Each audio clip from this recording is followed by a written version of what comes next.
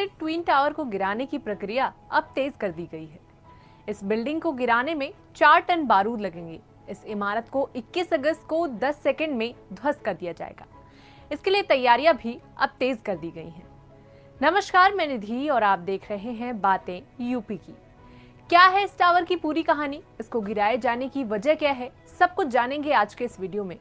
पर उससे पहले आप सभी से एक जरूरी रिक्वेस्ट कि अगर अभी तक आपने हमारे चैनल को सब्सक्राइब नहीं किया है तो जरूर कर लें और वीडियोस की लेटेस्ट अपडेट पाने के लिए बेल आइकन को भी जरूर क्लिक कर दें। ट्विन टावर को गिराने का ये फैसला सुपरटेक एमराल्ड कोर्ट प्रोजेक्ट के निवासियों द्वारा नेशनल बिल्डिंग कोड के उल्लंघन के खिलाफ अदालतों में जाने के बाद आया है। पर कोर्ट के इस कदम की सराहना करने के लिए आपको सुपरटेक ट्विन टावर केस की हिस्ट्री को समझने की जरूरत है। पूरी हिस्ट्री समझने के लिए आइए सबसे पहले हम इसमें शामिल कंपनी के बारे में जान लेते हैं। 32 साल पहले आर.के. अरोड़ा नाम के एक मशहूर नेता ने ऐतिहासिक परियोजनाएं बनाने के लिए एक रियल एस्टेट कंपनी एस्टैब्लिश की। इस रियल एस्टेट कंपनी के निर्माण संग्रह में होटल और विश्वविद्यालय हैं। कंपनी ने अपने कंस्ट्रक्शन में लेटेस्ट टेक्निक्स का उपयोग करने का दावा किया है।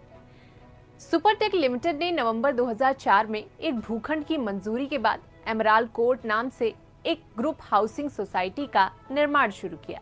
न्यू ओखला औद्योगिक विकास क्षेत्र भवन विनियमों और निर्देशों के तहत स्वीकृत प्रारंभिक योजना 14 टावरों के लिए थी। 2006 में सुपरटेक लिमिटेड ने एक दूसरी जमीन पट्टे पर दी। पिछली योजना में भवन टावर T1 के पास उद्यान की स्वीकृति मिली थी। दूसरी स्वीकृति में 2 और टावर स्वीकृत किए गए। ये T16 और T17 एपेक्स और सियान कुख्यात सुपरटेक ट्विन टावर है।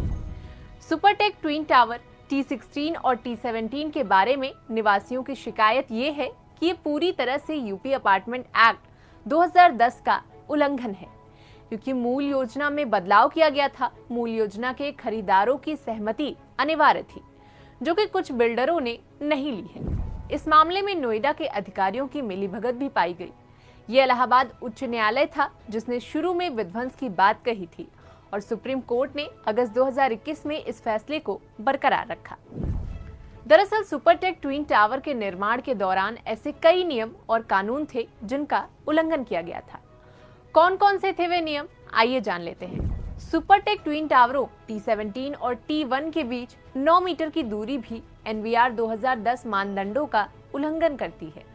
नेशनल बिल्डिंग कोड यानी कि NBC 2005 ऊंची इमारतों के आसपास खुली जगह के प्रावधान को अनिवार्य करता है, जबकि T17 से सटी हुई खुली जगह लगभग 9 मीटर की ही है।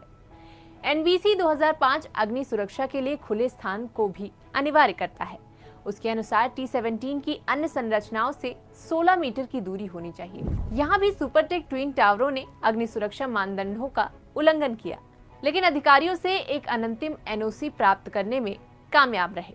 फ्लैट्स एक्ट 1975 का यूपी स्वामित्व और यूपी अपार्टमेंट्स एक्ट 2010 जो निवासियों और पिछले खरीदारों से सहमति लेने के आदेश का भी उल्लंघन करता है। T17 की मंजिलों की संख्या 24 से बढ़ाकर 40 करने पर RWA की सहमति का उल्लंघन किया गया। सुपरटेक ट्विन टावर्स एपेक्स और सियान के निर्माण के लिए निवासियों और पिछले खरीदारों को इसके बारे में बिना सूचित किए T1 के पास के बगीचे का उपयोग किया गया था। सुपरटेक ट्विन टावर केस के इतिहास ने सभी रियल एस्टेट गलत काम करने वालों के लिए साबित कर दिया है कि उपभोक्ताओं के लिए न्याय है। जाने माने सुपरटेक ट्विन टावरों के मामले में रियल एस्टेट कंपनी द्वारा किए गए उल्लंघनों के परिणाम स्वरूप संरचनाओं को ध्वस्त करने का आदेश दिया गया है। कंपनी सभी संबंधित पक्षों को जुर्माना और रिफंड का भुगतान करेगी। फिलहाल आज की हमारी इस वीडियो में बस इतना ही। इसे समझने के लिए आइए सबसे पहले